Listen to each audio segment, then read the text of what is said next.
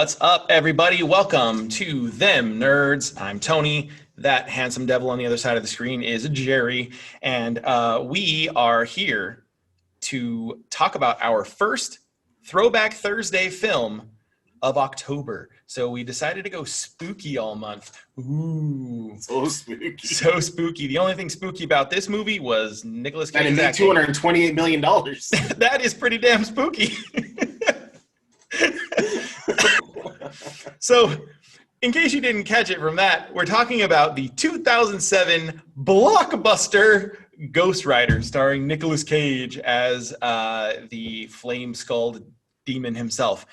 Before we get into the meat of the matter, though, let's remind everybody that we are on the trudge to 100 subscribers, and we are holding a contest, the winner of which will receive a Spider-Man Far From Home Funko Pop and a personalized note with our thanks for your support. We are running this contest for people who subscribe to our channel. So you must subscribe and you must comment on at least one video so we know who you are, because a lot of you have your subscription set to private.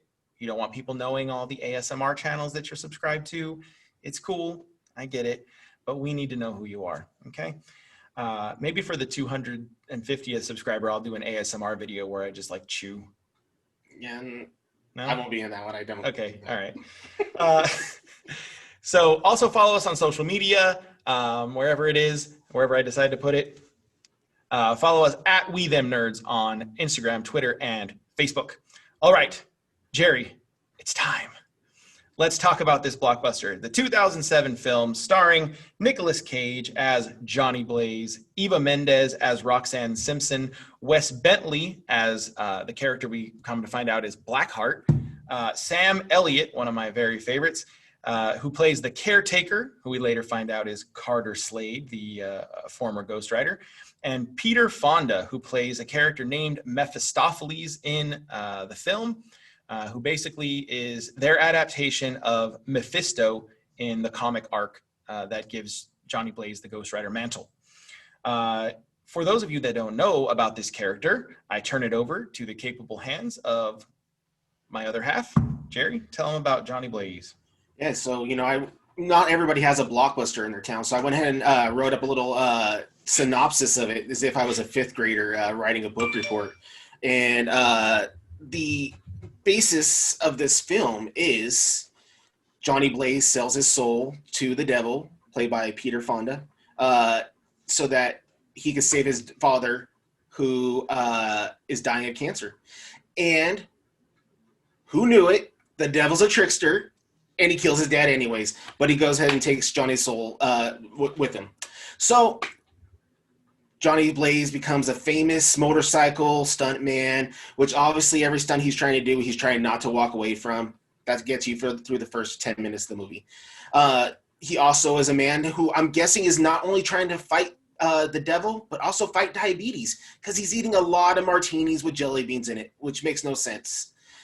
Secondly, eventually the devil comes back, and he returns, turning Johnny into Ghost Rider. Johnny goes around town, burning up everything, causing a lot of damage to roads and buildings. And he goes ahead and he exacts vengeance on exactly two people before falling asleep in a cemetery and meeting Sam Elliott. Now, I will say that he did save Rebel Wilson, though. That was Rebel Wilson, and it took me both times watching it, both her scenes, to figure out that I was like, she kind of looks familiar. But then I was like, I don't know. Well, she's credited. It's such a huge role for her. She's credited as Girl in Alley. Well, let's just say that Girl in Alley has a better career than Ghost Rider. So, but did she try to steal the Declaration of Independence? She might have. I mean, probably. She was in that movie, The Hustler. She liked to steal. He falls asleep in a cemetery. He meets Sam Elliott. Sam Elliott basically tells him the story of the past Ghost Riders. Being I don't remember his name. It'll come further on. I wrote it down in another paragraph. Johnny goes on a ride again, burning up everything in town, and rides up a side of a building so that he can emasculate a helicopter chopper pilot and tell him that he's annoying, because that's what supervillains tell people. he also goes ahead and allows all the evil people to know that Roxanne is his Achilles heel. Yes. And because of that, Roxanne's soul is sucked out of her, partially, just enough so that she can continue to talk, but kind of winded, like she has COVID. Yeah. So then Blackheart shows up. Ghost Rider starts to fight him. He's getting the best of him. Then he tries to do his superpower, which is a Care Bear stare, directly into Blackheart's eyes, only to find out Blackheart, he's damaged. He doesn't have a soul. This isn't going to work on him. No. So he gives Ghost Rider an ultimatum. He'll take the rest of Roxanne's soul, leaving her completely breathless and blue, or he can go and get the contract of 1,000 souls. So Johnny jumps back on his bike. He rides all the way back to the cemetery where he speaks to Sam Elliott, and Sam Elliott realizes that he was the one they've been waiting for. And so he breaks the good shovel, hands him the contract of 1,000 souls, and then he goes ahead and he informs Johnny he also is a Ghost Rider. Who didn't see that one coming? Yeah, the Texas Ranger. Carter Slade. So they go riding through the desert super fast. They get all the way up to the town where this big battle is. Just then, Sam Elliott, better known as Texas Ranger, realizes he left something on at his apartment, and he has to go back. And so he leaves Johnny Blaze all by himself in the middle of the desert. And so Johnny Blaze, though, he's Nic Cage. He can handle this. He's been on a plane with convicts. He can definitely do one small town. So he goes inside of a town, and he's running around, and he's fighting. But what Johnny doesn't realize is his biggest enemy is the sun. And it comes up, leaving him powerless. Now he's just Nicolas Cage with a bad hairline. And so he's laying on the ground trying to get a shotgun. Blackheart reads the contract, which has a lot of writing on it. It's about a 2-foot contract, but he only says about 4 words. And somehow that resurrects all the souls. And they start just, bombarding him with souls. And then Johnny gets it in his head. If I get in the shadows, I can be Ghost Rider again. So now Blackheart has 1,000 souls and enough power to kick Johnny through the one door that contains a dark room. And so they go inside of it. And Johnny's rolling around, and you see him stick his hand into the shadows so that he can turn a shotgun into, an evil shotgun. He turns it into a Roman candle. Yeah. And he shoots him.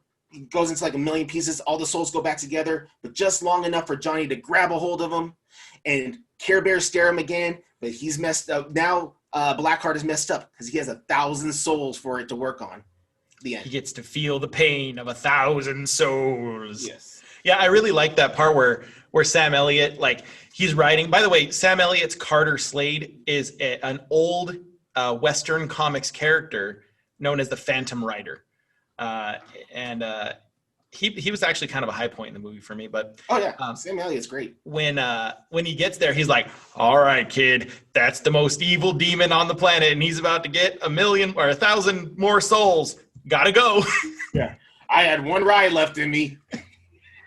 If I would have known that, we would have just taken the bus, man. Yeah. If I would have known that, we would have invited Blackheart to town. Why did we have to ride all the way? We could have met neutral ground, half a ride.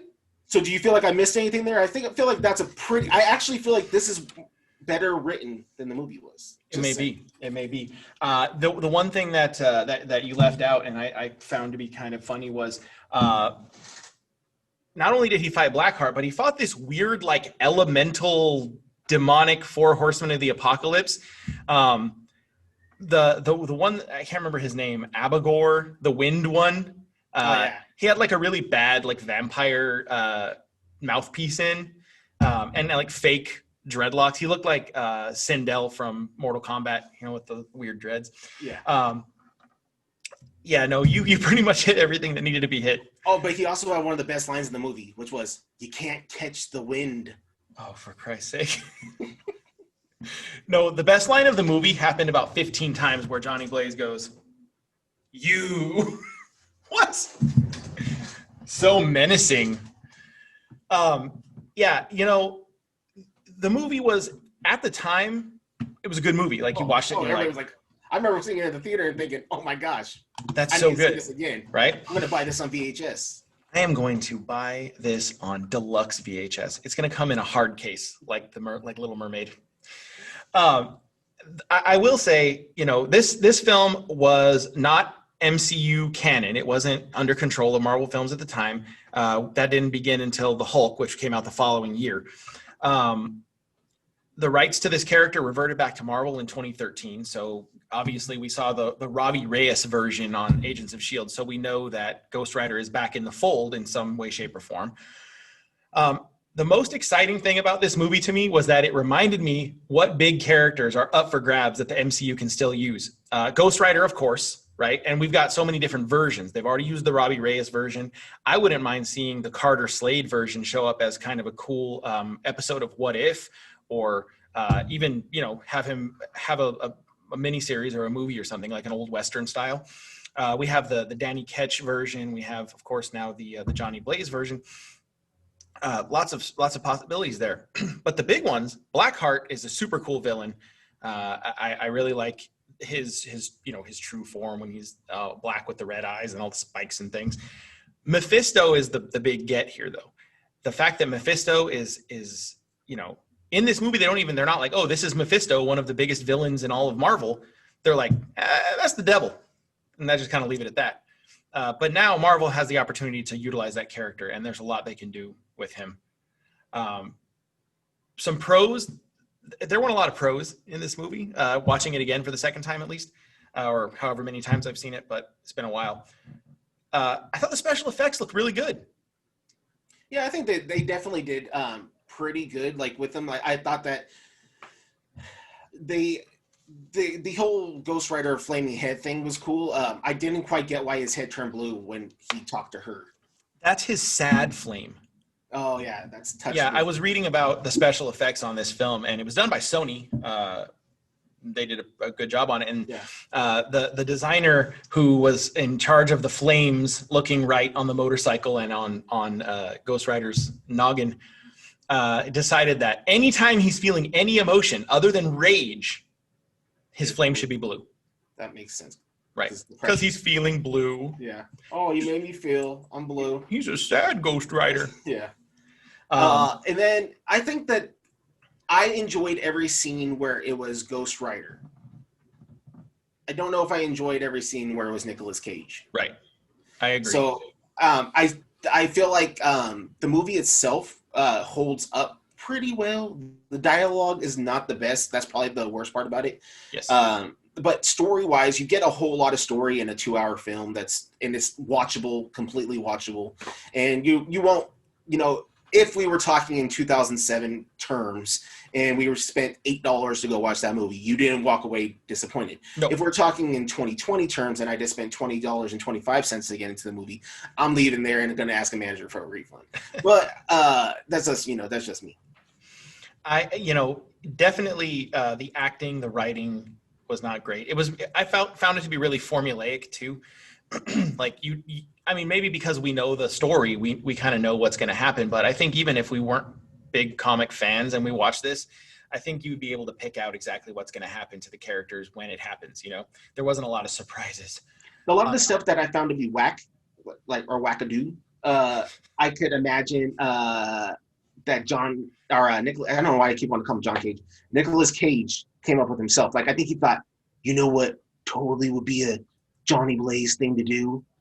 Jelly beans inside of a martini glass because he doesn't drink, but he still. I want to watch that show about the monkeys. Yeah. Put the monkeys on the TV. And I bet you he does watch just a bunch of shows about monkeys. Right. Well, I did read that Nicolas Cage had a lot of input as to how the character was played out, and he did not want to go the hard drinking, smoking kind of party guy, Johnny Blaze. He wanted him to be more of a daredevil type. So he patterned him more after Evel Knievel than the original character, and I think that definitely came through in the movie. The Evel Knievel. You should have got Johnny Depp as Johnny Blaze, and then he would have been snorting the ashes of his victims. Right. Yes, that is what we do. All right. Overall, it was rewatchable. Yeah. I'm not mad that I don't harbor the same resentment for watching this movie as I did for Howard the Duck. Still, Howard the Duck holds up. Yeah. But the humanoid duck breasts.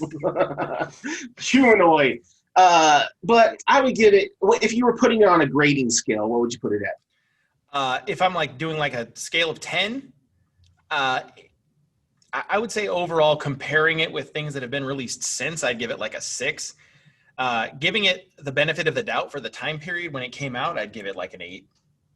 I mean, it was a Ghost Rider movie. It was about Ghost Rider, and it did a good job. It wasn't like, they veered off course and messed it up or anything. It was just okay.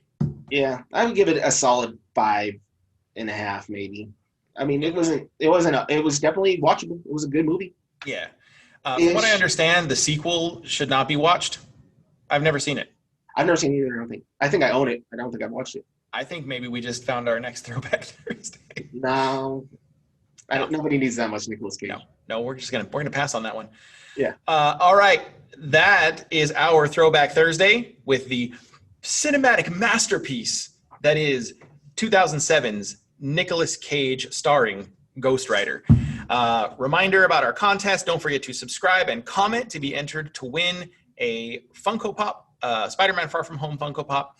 Don't forget to follow us on social media at We Them Nerds on Twitter, Instagram, and Facebook. And don't forget to check us out for sure every Tuesday, Thursday, and Friday, where we will be bombarding you with nerdy goodness. And any other time we feel like it, I reserve the right to post whatever I want, whenever I want. I reclaim my time. All right, guys. Thank you for joining us. Be good. Be good to each other. Bye. Later.